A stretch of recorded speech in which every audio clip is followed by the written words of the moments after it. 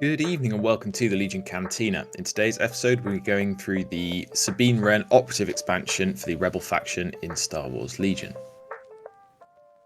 So, Sabine, she's pretty tough, she's pretty fast, and I think in the new version of the game that tends to work pretty well. I think she is probably stronger in this version of the game than she was in the previous one, just because of where the fights are happening and what you kind of need your units to do. But in today's episode, we'll go through her strengths, weaknesses, command cards, how you can run her, and then some sort of list building tips and tricks. So, to start off with, just going through her unit card. She's got 5 health, Mando save, surge crit, and 2 courage. We'll talk more about the 2 courage later on, but it is a little bit of a problem when it comes to getting sort of maximum efficiency from your Sabine. Her damage output's pretty solid, like the gunslinger with the pistols, with the PS1. Like, I think her blasters effectively average sort of about 2 hits per shot, so you can kind of think of this as 4 PS2 if you're getting maximum value from those shots. And with that surge to crit and the way cover is now, you're unlikely to be losing that many hits to cover. She's got jump 2, which is really useful. It's not always going to pay off like that well on certain boards, but also in some boards it will be the difference between winning and losing because you are able to take routes up the board that other units are not able to. She's got impervious, again she's Mandalorian, and nimble, which is really nice. I think it ends up being more of a deterrent than anything else, but yeah, it can be really useful, especially in a faction like Rebels that have such good access to dodges. She's got some nice equipment options. Obviously, she's got that training slot, and then in the weapon slot, she does have the dark saber. If you want something with a bit more of a sort of a melee poke than she has otherwise. So, in terms of her strengths, as I've kind of said already, that speed 3 in the Mando save gives her great objective play. Like, sometimes you're not even going to bother attacking with her. Sometimes you might just go speed 3, jump onto an objective.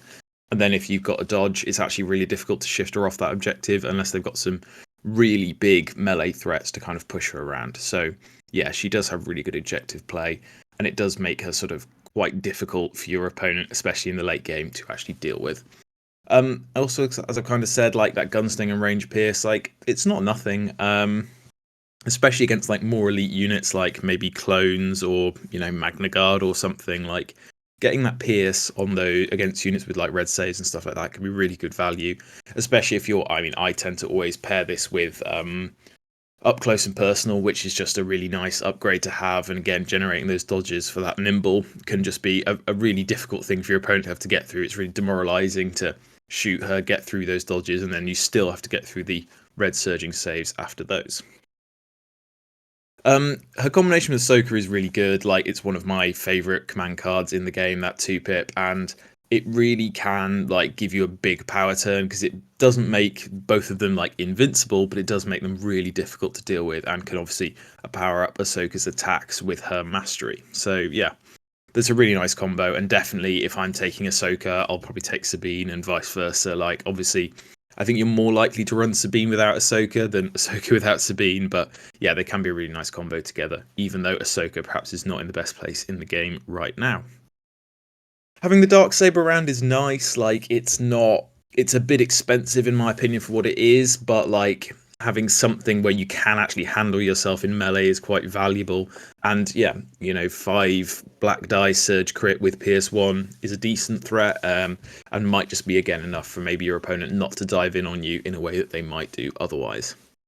And her equipment options are decent. She's got access to the shield, the grappling line, which I think is one of the most tricky things in the game to actually get good value from, that grappling line, because it's not a free action, it takes an action, but when it does come off, it is really nice. And again, similar to that, that Bobla grappling line, it can be a really like something that can really shut down a big force user or something if you can get Sabine to go nice and early in the turn. In terms of her weaknesses, Courage 2 is problematic.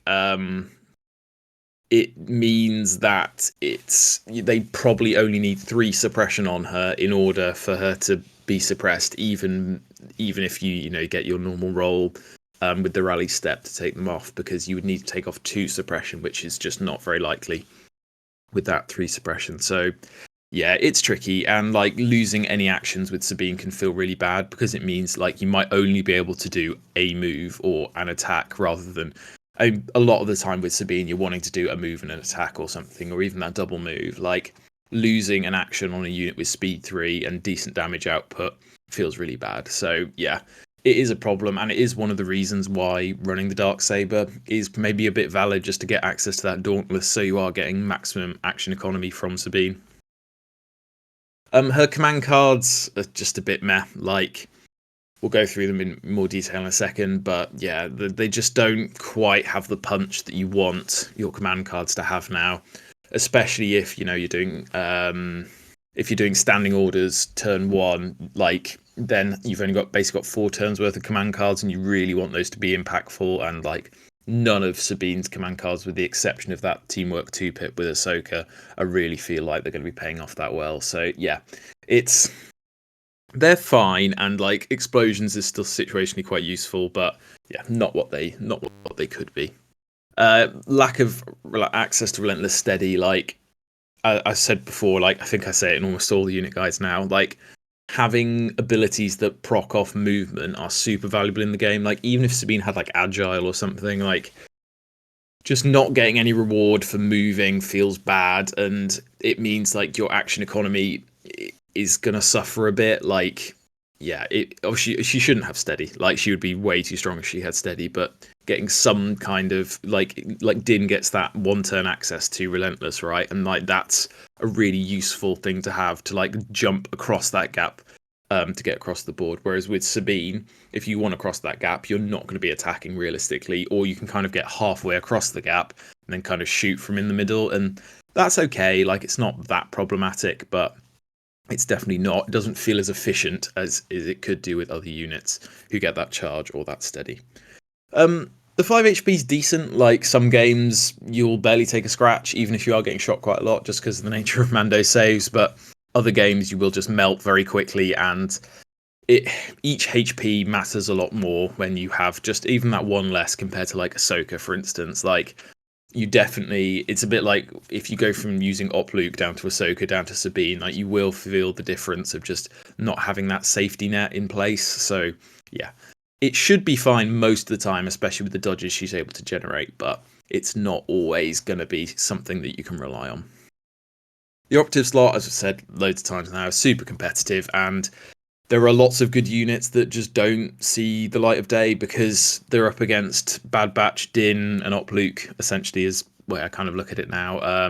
And it's really hard to justify taking other units unless you have quite a specific game plan for them, or they just suit your playstyle. Like we do see a bit of Sabine around now in some like tournament and meta lists, and I think I can see why. Like she's tough, she's got good access to dodges, and she could be a really annoying thing for your opponent to have to deal with. But I do just think that Courage 2 might be a little bit crushing sometimes. And the final thing is, while she is fairly cheap to start off with, and if you don't splash like loads of gear on her, she's fine. But when you start to take like the Dark Saber and a couple of equipment upgrades, she can get up to like 140, 150, which puts her pretty close to Bad Batch, above Din, up towards like Ahsoka and Luke as well. So she does get pretty expensive quite quickly if you start to take a few upgrades. Her command cards, yeah, I don't know. It's okay. Explosions. So you put the charges down, you then get a free speed 1 move, and then you have an additional action if you want it as well. Generally think of this as like a hit per unit with that surge to crit, and it can dump a load of suppression. And I think the suppression is where the value comes in. Unfortunately, I think definitely I end up facing a fair few droids now, and like you're rarely going to go through a tournament or something without facing a droid list, and the suppression just isn't as valuable there. But against like rebels or Empire and Gar and Shadow Collective, if you want, like against a lot of the factions, dumping that suppression is quite useful. So this card is fine. It's probably her best, aside from the teamwork 2-pips. So yeah, it's okay. And yeah, it's fine. Like, it's the least underwhelming of them. Her own 2-pip is just a bit odd. I think this one really needs a bit of a rework. You basically put a graffiti token down, which basically makes you roll one more dice in your rally step and your opponent roll one less. Yeah, it's okay, and like it does help with Sabine's courage because firstly she gets the free recover, and then after that, if she's in range to see that graffiti token, she will be able to take more suppression off. But spending a whole turn to do that and getting no other benefit aside from that recover, yeah, don't feel great. So yeah, not a command card I would see myself running very often, especially when rebels actually have quite a few good 2-pips, especially if you're running Ahsoka. So yeah, not a good command card. Her teamwork 2-pip though, great. Like, so you get teamwork with Ahsoka, and because Ahsoka has defend 1, you're going to start off with that dodge, which is great on Sabine. And then if you've got up close and personal, you can just move up with Sabine and shoot, get those extra dodges and stuff like that. Like, I will tend to play this on turn 2 or turn 3 when they're still fairly close together, and then after that they can kind of spread out and do their own thing. But yeah, in general, you're probably going to generate about 5 or 6 dodges off this if you play it right, and that's super helpful. Like, it makes Sabine essentially unkillable and really fires up Ahsoka as well. And you know, you can get an aim from Ahsoka as well if you're taking offensive push and all that good stuff. So it's a great command card, and I think doesn't actually need any changes or anything. Like, this card by itself is almost enough reason to justify taking Ahsoka and Sabine together, in my opinion. And then finally her 3-pip, like, I again, it's fine, but you don't need that many tokens on Sabine. Like, you probably need 1 aim, maybe 2, if you're really maximizing that damage output on Sabine. But you don't really need aims on Sabine, and yeah, this can give you like 3 dodges on Sabine if you want it, and you get Inspire 1, but again, it's just not really doing enough. Like, if you're able to spread these tokens out, then maybe we could be talking, but yeah, this just doesn't really make sense to me. And yeah, you get a fired up Sabine turn, but that's not going to do a lot, and unless you're really desperate in the late game to hold on to an objective, I don't see it. So yeah, in my opinion, the 2-pip as teamwork one with Ahsoka is the best one, and then explosions is still situationally fine if you can get your opponent sort of grouped up on an objective. But the 2 and the 3-pip just feel pretty underwhelming for me, and are not reasons to run Sabine. So how could you run Sabine? In my opinion, I think you should always take up close and personal. You don't have to. There are other options. Like, you could even take situational awareness if you want to dodge those crits. Like, she does have good dodge generation, so I can see that argument. But up close and personal for me is generally going to give you 2 to 4 dodges for 8 points. And on a unit with nimble that is this valuable, I think that's great. And I think you should always try and fit it in if you can. So you could just run Sabine like this if you wanted to. If you were really strapped for points, 133. It's a bit like that pistol din I suggested. Like, this isn't the way I would run her, but like, I think it's definitely an option. The next one up is the survivable Sabine. So this is the one you just want to live through the whole game, super defensive, and is going to be really difficult for your opponent to handle. So again, that up close and personal, got that prepared supplies and the combat shield. I really like prepared supplies on Sabine. I think just having that dodge ready to go at all times, it won't do that much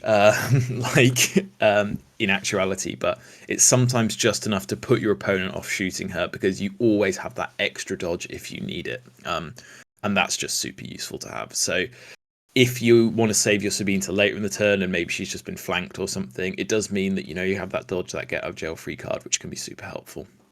And then the combat shield is just really nice, like, because my Sabine isn't dodging crits because she doesn't have situational awareness. If they've got like a sniper or something, it's just put 1 pierce 1 through. You can use that shield just to get rid of it. And yeah, that would otherwise most likely be a damage on Sabine. So that combat shield can sometimes come in really clutch in some situations. Personally, I would cut the combat shield and just run up close and personal prepared supplies on my Sabine, just because I think the combat shield for that one potential saving role, as it were, is fine, but yeah, not essential in my opinion. And then this is full kit Sabine. This is how I've seen her run in sort of a couple of tournament lists and things like that. Again, up close and personal prepared supplies, I think it's a pretty good combo. And then you see sometimes the grappling line and Darksaber. So I think this is more of an up close and personal, kind of likely to be tangling in melee type Sabine. And I think it makes a bit of sense. Like she is super tough. Her damage output wouldn't be crazy, but it would kind of be enough to sort of deal with maybe like a core unit or something, which I think would be fine. And then that grappling line, it's not going to pay off every game. In fact, it will probably pay off in quite a small proportion of your games, but if it does, it will probably win you a game in some cases by itself. And like shutting down an Anakin or a Dooku or a Vader or something for a turn is just so valuable and is arguably, yeah, for 5 points, it's probably worth a gamble sometimes. So yeah, if you have that 5 points to spare, I think you could do a lot worse than splashing out on the grappling line. Should be noted, 160 points is a lot. Like, that is an expensive unit at that point, and yeah, when you're 8 points more than Bad Batch, it's always a little bit tricky to justify.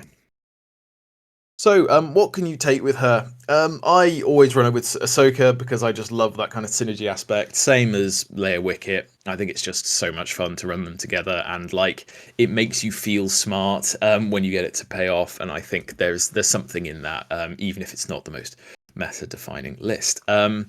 In my opinion, in the way I run Sabine, she kind of needs a big melee threat to keep enemy force units or units with charge off her. So either that can be Ahsoka, or I sometimes try and squeeze in a unit of fleets with a scattergun, and sometimes with a medic as well if you can get it in there.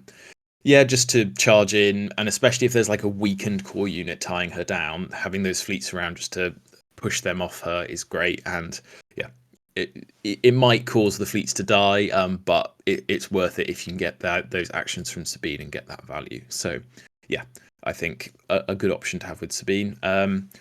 In terms of like her objective play, as long as she's not facing off against like your opponent's biggest threat, generally she can just tag objectives by herself. Like if you're playing on like Recover the Research or something, like she can absolutely just dive onto an objective and just stand there. And even though your opponent might have some fairly big threats there, like she can generally sort of hold them off with those red saves and that nimble. Talks about the synergy with Ahsoka. And if you can just get any dodges on her, like I sometimes even take Leia with Vigilance just to make sure either you hold that dodge on Leia so that she can give it to Sabine, or you Vigilance the dodge onto Sabine. But yeah, either of those really good. Just to have that dodge ready to go on Sabine can be super helpful. Same with prepared supplies. And yeah, it talks about that low courage. Like it just feels really bad when you only get that one action with Sabine. But yeah, it's okay, and I think I don't know if she would be OP at 3 courage, but I think she then becomes a very different unit at 3 courage, and she probably would need a bit of a points bump as well if she did go up to 3 courage. But yeah, in this list, got some hard hitting units, some good damage output. Ahsoka with no force push, but burst, reflexes, offensive push, tenacity. She's got some great potential damage output.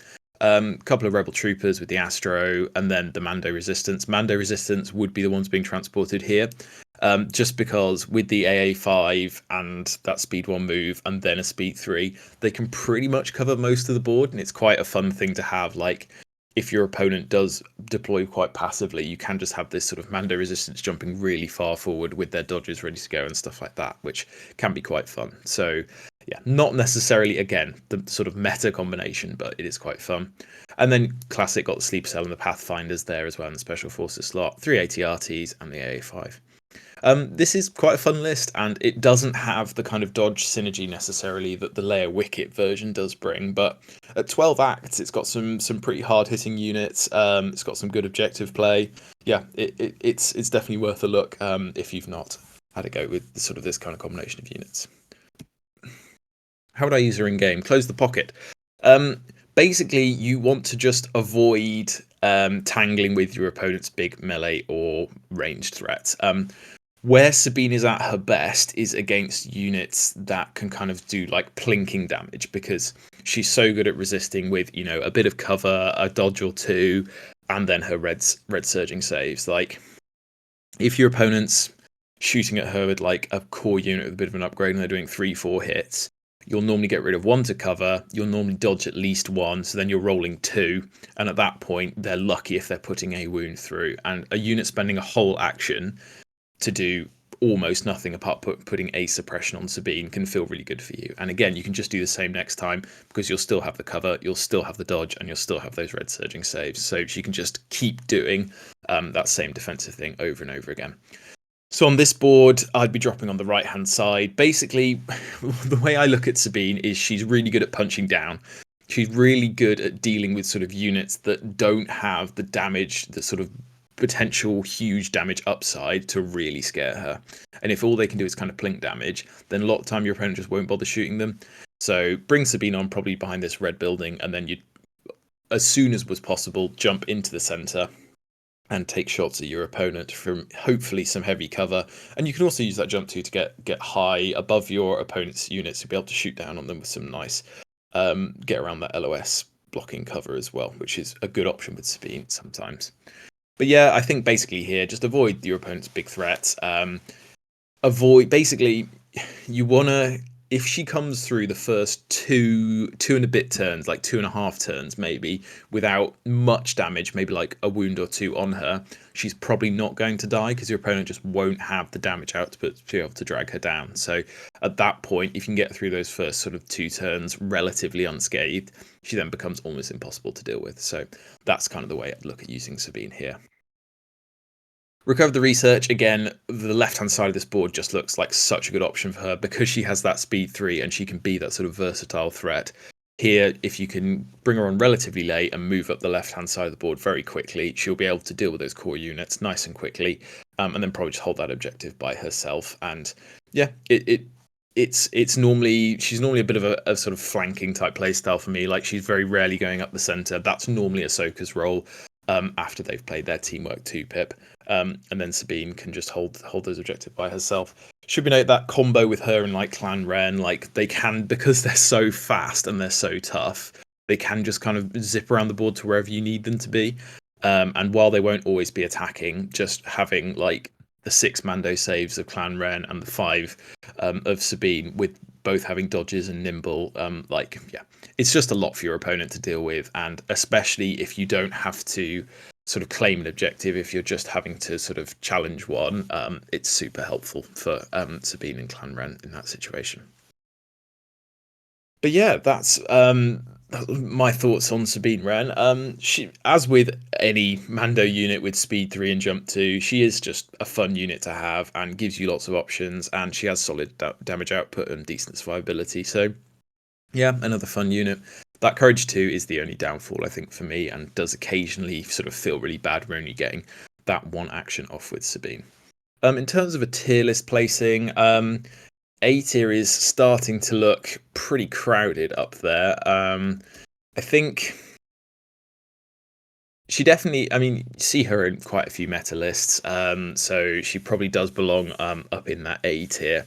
I am going to put her towards the bottom end of A tier, I think. I think I'll probably put her, I'm going to put her right at the bottom of A tier, but there's definitely arguments putting her higher up as well. Like, I think a lot of this is quite playstyle dependent. I might need to look at dropping a few units down from A to B because it's starting to look a bit congested in there. But for now, Sabine Wren going at the bottom of A tier. Cool. Well, thank you for listening. And next week's episode will be another updated unit. Thanks to everyone who voted on the poll. I think you will be able to work out probably which unit is going to be coming up next. I will try and do some more of those. I think we're getting the updated units kind of mid-ish April, so I'll try and get through a few updated units before then. But yeah, thank you for watching, and see you for the next one.